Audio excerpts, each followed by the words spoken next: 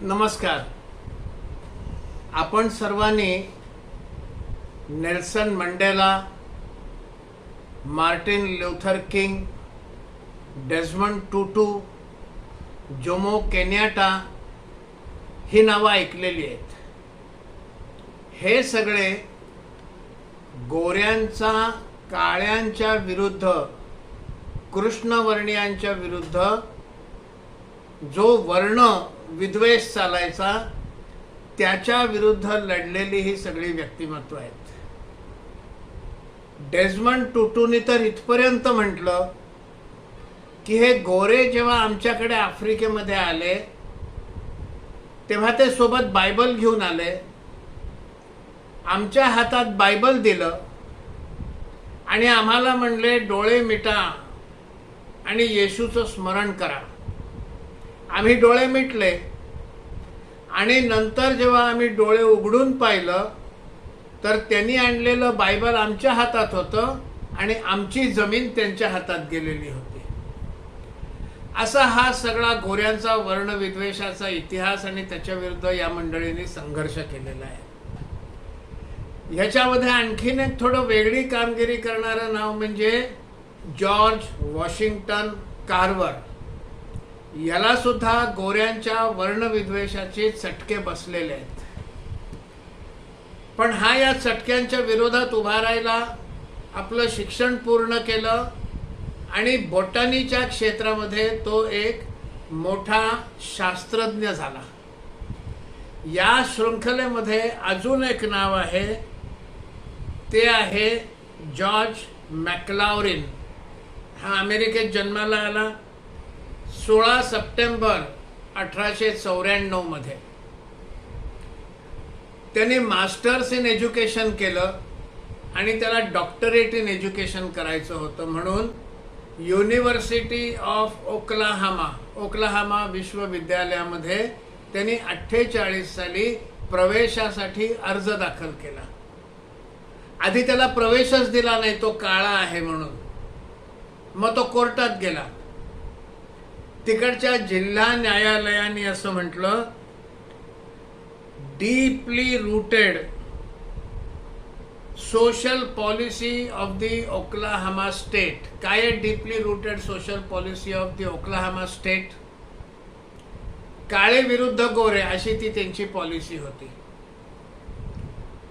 मग हा George मॅक्लाउरिन federal कोर्टमध्ये गेला आणि फेडरल कोर्टने ओक्लाहामा युनिव्हर्सिटीला निर्देश दिला की ह्याला ॲडमिशन द्या.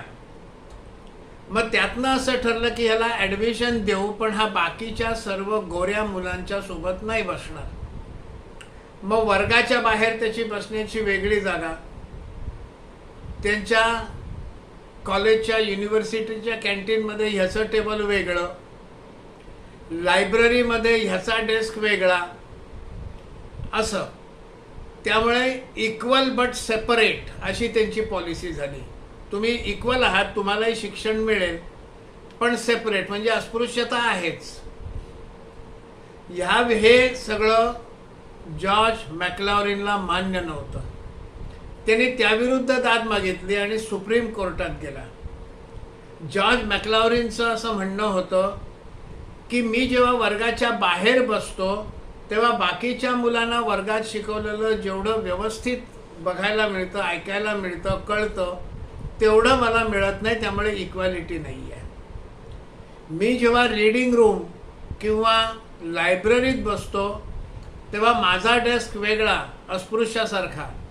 मग बाकीच्या विद्यार्थ्यांसोबत अभ्यासाविषयी चर्चा करणं, नोट्स काढणं, डिस्कशन करणं, ही सुविधा मला मिळत नाही. म्हणजे मग त्यांच्यापेक्षा मला, त्यांना ज्या सुविधा मिळतात त्या मला नाही मिळत. त्यामुळे इक्वॅलिटी नाही आहे, इनइक्वॅलिटी आहे. आणि त्यामुळे ही इनइक्वॅलिटी देखील गेली पाहिजे आणि मला सगळ्यांच्या सोबत वर्गात बसायला मिळालं पाहिजे. सगळ्यांच्या सोबत लायब्ररी किंवा रीडिंग रूममध्ये एकत्र बसायला मिळालं पाहिजे, डिस्कशन करायला मिळालं पाहिजे, असं त्यांनी सुप्रीम कोर्टामध्ये तक्रार केली.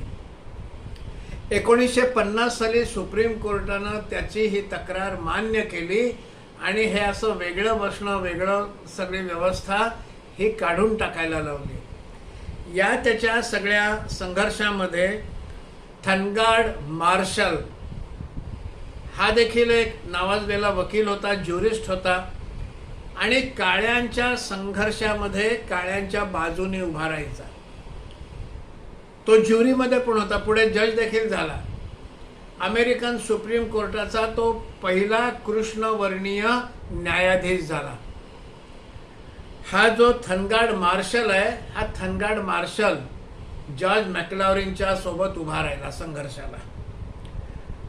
दुसरं नाव आहे रॉस्को डंजी। हा रॉस्को डंजी देखील कृष्णवर्णीय होता।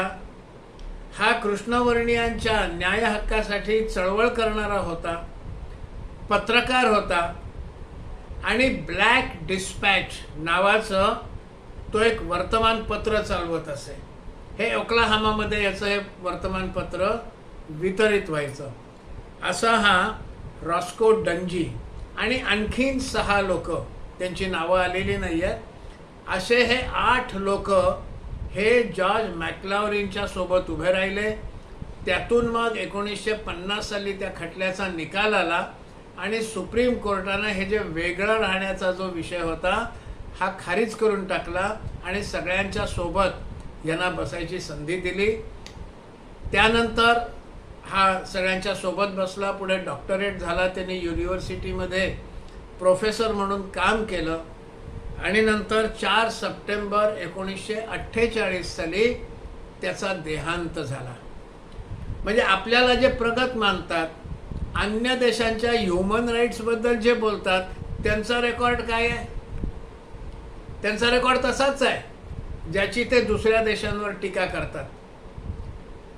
त्याच्या मृत्यूच्या पश्चात 2014 मध्ये ओक्लाहामा युनिव्हर्सिटीमध्ये जॉर्ज मॅक्लॉरिन ॲन्युअल कॉन्फरन्स, म्हणजे जशी व्याख्यानमाला असते वर्षातनं एकदा होते, तशी ही ॲन्युअल कॉन्फरन्स आणि वेगवेगळ्या विषयांवर दरवर्षी ही कॉन्फरन्स होते।